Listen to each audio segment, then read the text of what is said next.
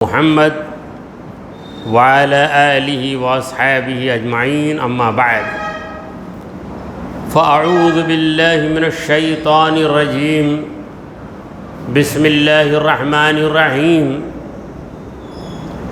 لقد جاءكم رسول من أنفسكم عزيز عليه ما عنتم حريص عليكم بالمؤمنین رؤوف الرحیم صدق اللہ مولانا العظیم۔ حاضرین محفل السلام علیکم ورحمۃ اللہ وبرکاتہ۔ اللہ رب العزت جل وعلا کی ہم پر بے پناہ مہربانی ہے کہ اس نے ہمیں آقائے نامدار احمد مختار مدنی تاجدار دونوں جہاں کے سردار حضرت محمد مصطفیٰ رسول خدا صلی اللہ تعالی علیہ وآلہ وسلم کی بابرکت امت میں پیدا فرمائے۔ سامعین کرام، درس حدیث کا یہ جو مقدس سلسلہ ہے، اس سلسلے کو آگے بڑھاتے ہوئے چند ایک حدیثیں آپ کے سامنے عرض کیے دیتا ہوں۔ اللہ کے پیارے نبی محمد عربی صلی اللہ تعالی علیہ وآلہ وسلم نے ارشاد فرمایا: ان اکبر الکبائر عند اللہ یوم القیامہ، قیامت کے دن اللہ کے پاس سب سے بڑے گناہ جو ہوں گے، ان گناہوں کی فہرست حضور اکرم صلی اللہ علیہ وسلم بیان فرما رہے ہیں۔ بڑے بڑے گناہ کبیرہ، اکبر الکبائر، بڑے گناہوں میں بھی زیادہ بڑھ کر برائی رکھنے والے گناہ، یعنی ایسے گناہ کہ ان سے بڑا گناہ ہو نہیں سکتا۔ قیامت کے دن ان گناہوں کے بارے میں لوگوں کو پتہ چلے گا۔ پہلا گناہ کیا ہے؟ الاشراک باللہ، اللہ کے ساتھ شریک ٹھہرانا، شرک کرنا، اللہ کے سوا کسی کو عبادت کے قابل سمجھنا، اور اللہ تبارک و تعالیٰ کی صفات میں کسی بھی صفت میں غیر اللہ کو شامل کرنا، بئی معنی کہ غیر اللہ کو اللہ کی صفت سے متصف جاننا، غیر اللہ کے بارے میں عقیدہ رکھنا کہ اللہ کی جو صفت ہے وہ صفت اللہ کے غیر میں، اللہ کے بندے میں ہے، یہ ماننا یہ بھی شرک ہے، بلکہ یہی شرک ہے، یہی شرک ہے۔ اللہ تعالیٰ علم والا ہے، مخلوق کے لیے اللہ کے جیسا علم ماننا یہ شرک۔ ہاں، یہ عقیدہ رکھا کہ اللہ ہی علم والا ہے، اللہ جسے جتنا علم دینا چاہتا ہے دیتا ہے، تو اللہ کے دینے سے کسی کو علم حاصل ہو گیا تو یہ شرک نہیں ہے، کیونکہ اللہ کی عطا کے ہم قائل ہیں، اللہ کی عطا، اللہ کی نوازش کے ہم قائل ہیں۔ اگر یوں کوئی عقیدہ رکھے کہ جیسا علم اللہ کو ہے ویسا ہی علم اللہ کے بندے کو ہے، غیر اللہ کو ہے، یا کسی ولی یا نبی کو بھی کہہ دے، تو کیا ہو جائے گا؟ مشرک بن جائے گا۔ الاشراک باللہ، بات علم تک محدود نہیں ہے، قدرت اللہ کی طرح قدرت کسی کو حاصل ہے۔ حقیقت تو یہ ہے کہ اللہ کو قدرت ہے، اللہ کے غیر میں اصلاً قدرت نہیں ہے۔ مخلوق عاجز محض، مخلوق کے اندر کوئی قدرت نہیں۔ اللہ جسے جتنی قدرت دے دیتا ہے اتنا ہی وہ کام کرتا ہے۔ اب دیکھیے، اللہ نے قدرت دے دی مجھے کہ میں انگلیوں کو کھلی رکھا ہوں، پھر انگلیوں کو بند کر کے مٹھی بھی بنا لیتا ہوں۔ اگر خدا یہ قدرت سلب کر لے تو میری انگلی کھلی کی کھلی رہے گی، میں اسے بند نہیں کر پاؤں گا۔ اگر مٹھی بند ہو گئی، اللہ قدرت کو سلب کر لے، چھین لے، تو یہ انگلیاں یوں ہی رہیں گی، میں کھول نہیں سکتا۔ تو یہ ہے بندے کا عدم قدرت. مگر رب جب قدرت دیتا ہے تو بندے کو اختیار ملتا ہے. تو اللہ نے ہمیں عمل کی قدرت دی ہے. قدرت پانے کے باوجود ہم یہی کہیں گے کہ ہم میں قدرت کہاں، قدرت تو اس کی ہے. امام اعظم ابو حنیفہ رحمۃ اللہ علیہ کی بارگاہ میں ایک شخص آیا اور کہا کہ بندے کو قدرت ہے یا قدرت نہیں ہے؟ بندہ عاجز محض ہے، مجبور ہے، لاچار ہے یا نہیں ہے؟ تو آپ نے کہا کہ ٹھہرو، تم کھڑو. وہ کھڑا، کہا ایک پیر اٹھاؤ. پیر اٹھا لیا. یہ قدرت ہے جو اللہ تجھے دیا ہے. اٹھا لیا، یوں ہی رکھنا.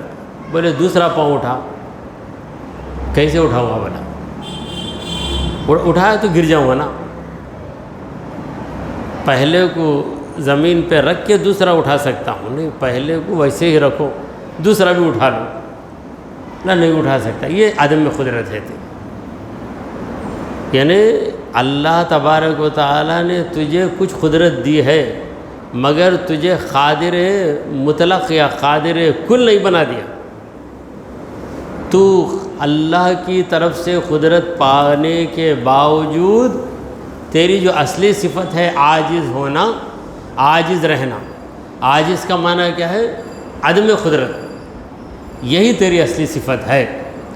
تو اب پہلا گناہ جو کسی بھی صورت میں قابل معافی ہی نہیں ہے، وہ کیا ہے؟ اللہ کے ساتھ شرک کرنا، اللہ کے ساتھ شریک ٹھہرانا.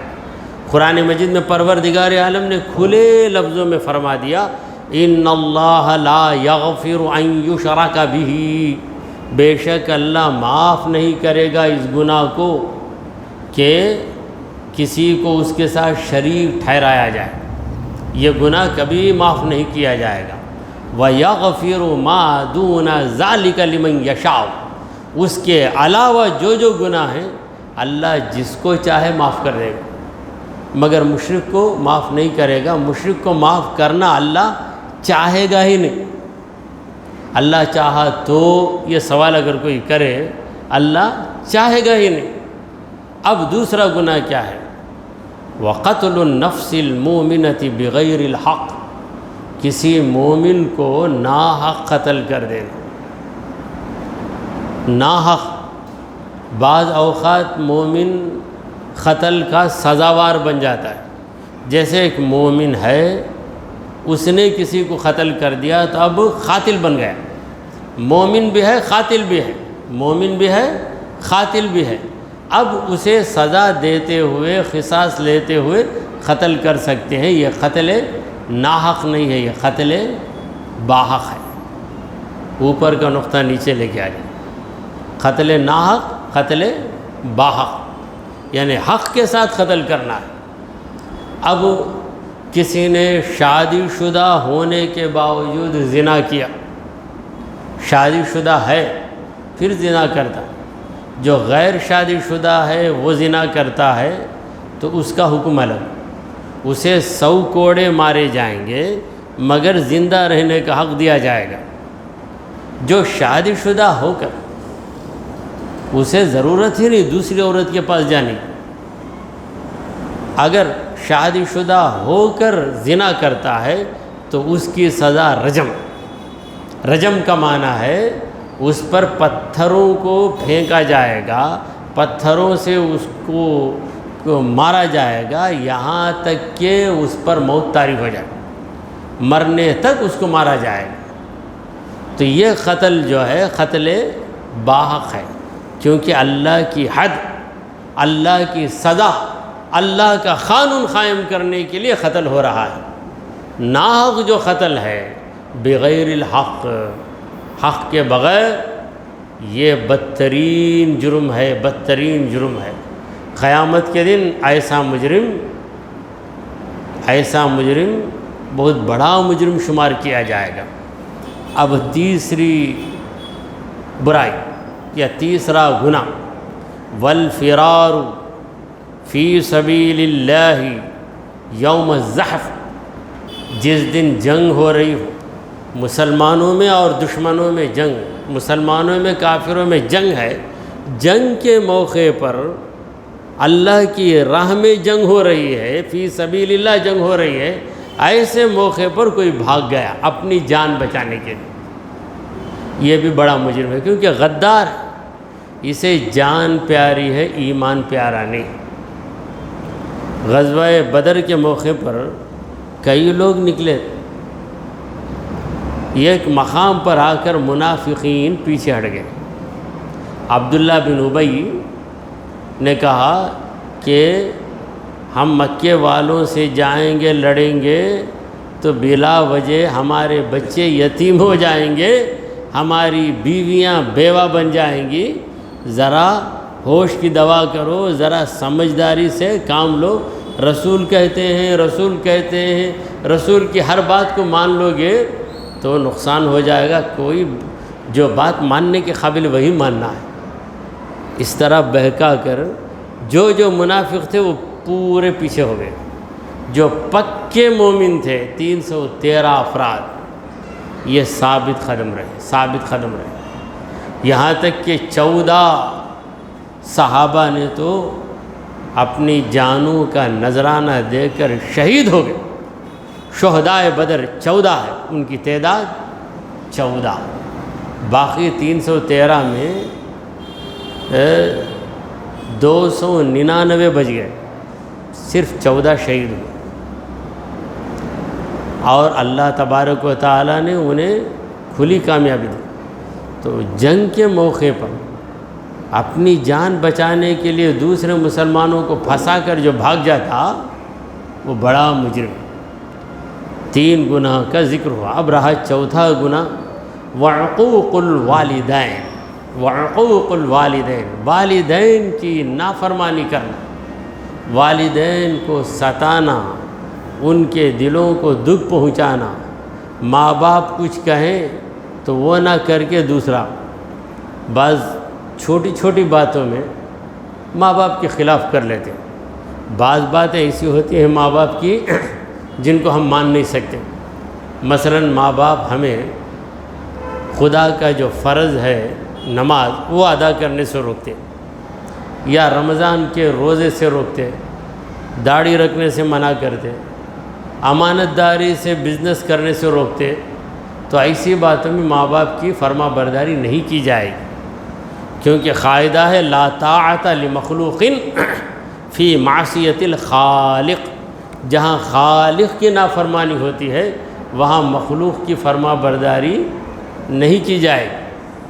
بعض جائز باتیں ہیں، آپ کو اختیار ہے ایسا بھی کرو ایسا بھی کرو، مثلا آپ سفید رنگ کا کپڑا پہننا چاہتے ہیں، آپ کے ماں باپ نے کہا کہ بیٹا اودا پہن لے بہتر ہے، بس ماں باپ کی خواہش کے لیے اودا رنگ لے لیا۔ آپ پنکھا اس طرف لگاتے ہیں، ماں باپ نے کہا کہ یہاں کیوں لگاتا، ادھر لگا دے، تو اس میں کوئی حرج نہیں، بیکار باتیں نہیں کرنا، عمر ہوگی تمہاری، آئیڈیا دینے کی ضرورت نہیں، خاموش بیٹھو، ماں باپ کو شرمندہ بنا کر اپنی مرضی سے ہی کام کرنا یہ بڑی بدنصیبی ہے۔ ماں باپ کی بات مان کر چھوٹا موٹا تیرا نقصان بھی ہو جائے تو برداشت کر لے، کیونکہ ماں باپ کی بات ماننے سے اگر تیرا نقصان ہو گیا تو ہو گیا، مگر ماں باپ کی بددعا سے تو بچ گیا۔ اگر ماں باپ کی بددعا ہو گئی تو بھاری سے بھاری فائدہ بھی تجھے فائدہ نہیں دے گا، بیکار ہو جائے گا۔ حقوق الوالدین، ماں باپ کی نافرمانی، یہ بہت بھاری گناہ ہے، لوگ اسے معمولی سمجھتے ہیں۔ آج کل تو ماں باپ کی نافرمانی زیادہ ہو گئی، کہ ایک عمر کے بعد ماں باپ کے ساتھ بیٹا ایسا سلوک کرتا کہ گویا یہ باپ بن گیا، باپ اس کا بیٹا ہے، ویسے ڈراتا ہے، ویسی دھمکی دیتا ہے، اور وہ بھی بھرے مجمع میں، لوگوں کے سامنے، یہ بڑی بری بات ہے۔ باپ کا دل اس وقت اتنا درد زدہ ہو جاتا کہ وہ کیفیت بتائی نہیں جا سکتی۔ اور اس کے بعد وَرَمْيُ الْمُحْصَنَةِ، کسی پاک دامن عورت پر زنا کی تہمت لگا دینا، لوگ بیٹھے بیٹھے لگا دیتے، انہیں کیا، کب دیکھو کھڑکی میں کھڑے رہتی، دیکھ لے کر کون سے مرد بانے کے ساتھ گئی ہے معلوم نہیں۔ اگر غائب ہو گئی کسی ضرورت کے لیے جا کر آئے گی، مگر اس کے شوہر کے سامنے بولتے کہاں گئی معلوم نہیں با، آنے کے بعد بولتے دکان کو گئی تھی خریدنے کے لیے، کیونکہ کوئی نہیں تھا اس لیے مجبوراً گئی۔ یہ بہانے بنانے، کیا کوئی آ گیا تجھے لینے کے لیے، تو خواہ مخواہ کسی عورت کو بدنام کرنا، اس عورت کے دل پہ کیا گزرے گی۔ اور پھر ایک شریف عورت کی عزت کو نیلام کرنا، ایک شریف عورت کو بے آبرو بنانا، یہ کتنا بڑا جرم ہے۔ لہٰذا نبی کریم صلی اللہ علیہ وسلم نے فرمایا کہ وَرَمْيُ الْمُحْصَنَاتِ، پاک دامن عورت، شریف عورت جس نے زنا کا قصور کیا نہیں، اس پر الزام لگا دینا، یہ چھوٹا گناہ نہیں، بہت بڑا گناہ ہے۔ اور اس کے بعد وَتَعَلُّمُ السِّحْرِ، تعلم السحر، جادو سیکھنا۔ جادو کیوں سیکھ رہا ہے؟ جادو کے ذریعے لوگوں کو اذیت دے، جادو کے ذریعے کسی کو بیمار بنا دے، تو جادو کو سیکھنا یہ بھی گناہ ہے، کیونکہ جب سیکھے گا تو برابر اسے آزمائے گا تو کسی نہ کسی کو تکلیف دے گا۔ میں جو جادو سیکھا ہوں یہ صحیح ہے، اس میں کامیاب ہوا ہوں یا نہیں، تو یہ آزمانے کے لیے کیا کرے گا، کسی پر جادو کرے گا، جس پر جادو کرے گا اسے تکلیف ہوگی، اور وہ تکلیف دینا کتنا بڑا جرم ہے۔ تو سیکھو ہی نہیں، نہ رہے بانس نہ بجے بانسری۔ وَأَكْلُ الرِّبَا، اس کے بعد جو جرم ہے سود خوری۔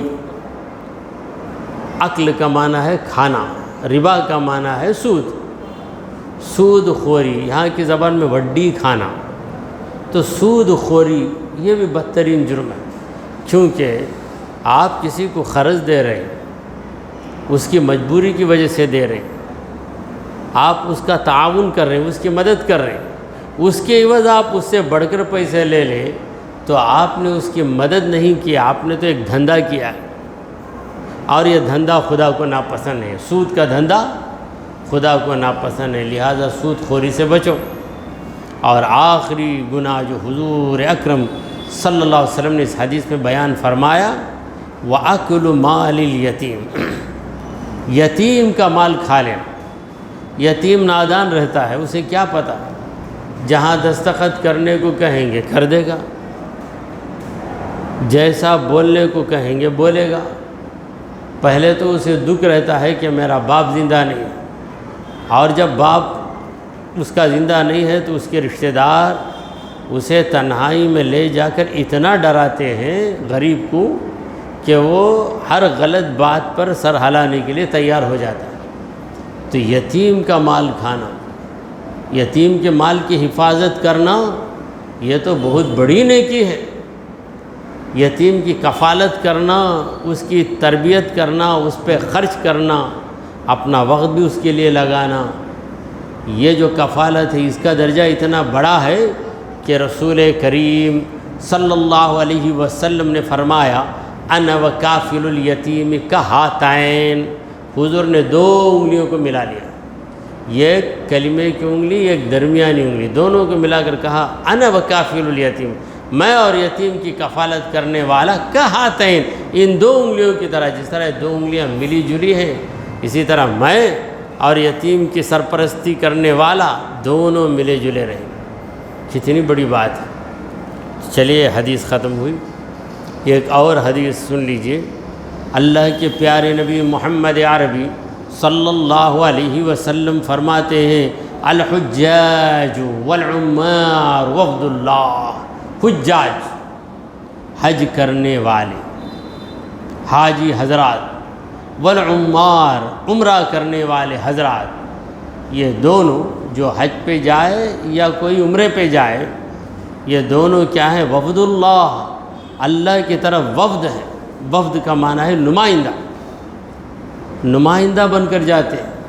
یعنی ہندوستان سے کوئی کعبے کو جا رہا ہے، مدراس سے کوئی کعبے کو جا رہا ہے، تو مدراس میں اس کے جتنے دوست و احباب ہیں ان کی طرف سے نمائندہ بن کر، ریپریزنٹیٹیو بن کے کعبے کے پاس جا کر اللہ سے فریاد کرتا ہے کہ اے پروردگار، میں جس مقام سے آیا ہوں وہاں کے میرے مسلمان بھائی، مسلمان بہنیں تکلیفوں میں ہیں. اے پروردگار، ان کی فریاد لے کر میں تیرے گھر آیا ہوں اور تجھے سنا رہا ہوں.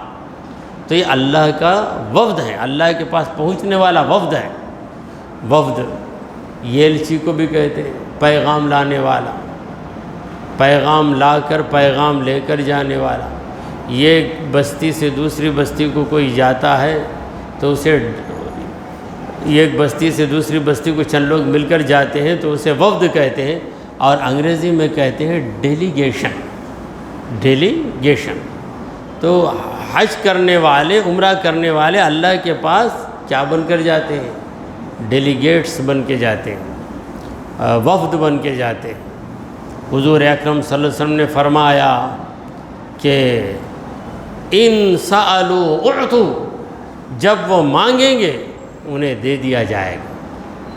حاجی حج کے دوران یا حج کے بعد، اسی طرح عمرہ کرنے والا صاحب عمرہ عمرے کے دوران یا عمرے کے فوراً بعد جو بھی پوچھے گا اللہ سے، اللہ اسے ضرور دے گا. وَإِن دَعَوْا اُجِبُوا، جب وہ دعا کریں گے تو ان کی دعا قبول کر لی جائے گی.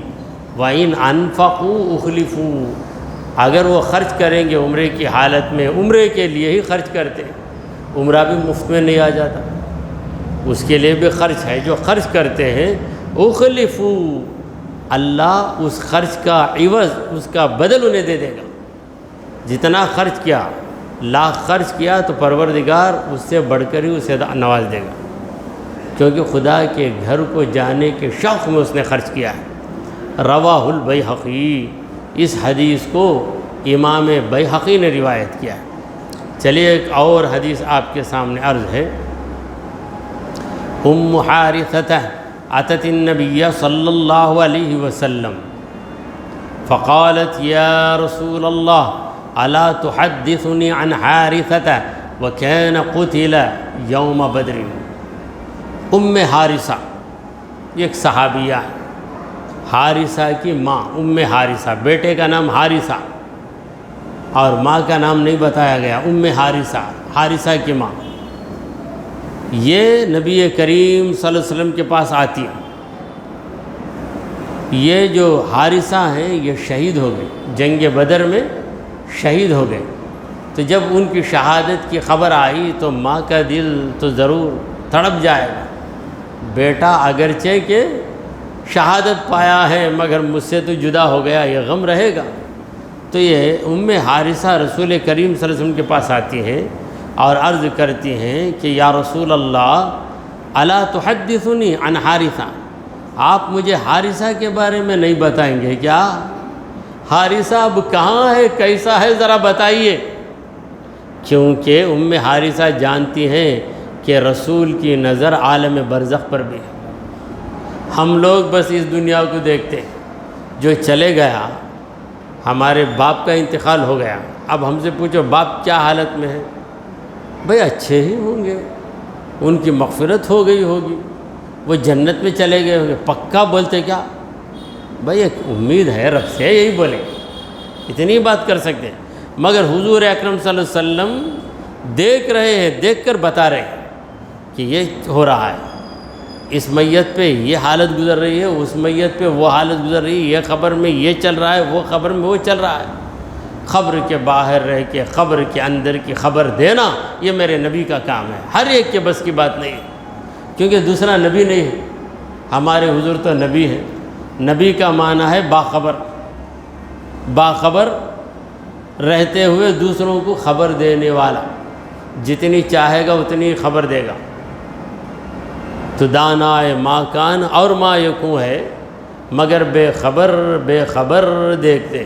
حضور کو بے خبر سمجھنے والا ہی بڑا بے خبر ہے، حضور کو بے علم سمجھنے والا ہی بڑا بے علم ہے. حضور کے درجے میں کمی بتانے والا بڑا کمینہ ہے۔ تو حضرات محترم، حدیث میں ہے کہ وَكَانَ قُتِلَ يَوْمَ بدر، یہ حضرت حارثہ جنگ بدر میں شہید ہو گئے۔